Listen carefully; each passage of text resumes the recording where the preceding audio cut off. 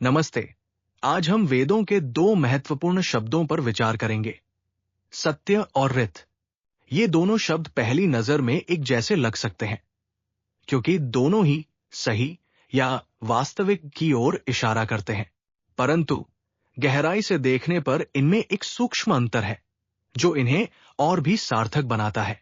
ऋत का अर्थ है वो व्यवस्था या संतुलन जो पूरे ब्रह्मांड में काम करता है। ये केवल बाहरी प्रकृति तक सीमित नहीं है, बल्कि जीवन के क्रम, संतुलन और प्रवाह से जुड़ा है।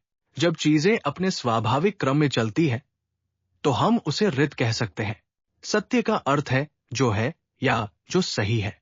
वेदों के अनुसार सत्य केवल एक तथ्य नहीं है, बल्कि ये ऋत नामक व्यवस्था से जुड़ा हुआ है। जो ऋत के अनुरूप है, वही सत्य के रूप में प्रकट होता है। सरल शब्दों में ऋत आधार है और सत्य उसकी अभिव्यक्ति। ऋत वो अदृश्य व्यवस्था है और सत्य वह है जो उसके अनुसार प्रकट होता है। जब कोई सत्य की बात करता है, तो वो केवल शब्दों की सच्चाई की नहीं, बल्कि उस गहरे संतुलन से जुड़ने की बात कर रहा होता है।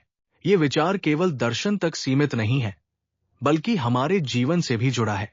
निर्णय लेते समय हमें केवल ये नहीं देखना चाहिए कि वो सही दिख रहा है या नहीं, बल्कि ये भी देखना चाहिए कि वो संतुलन और व्यवस्था से जुड़ा है या नहीं।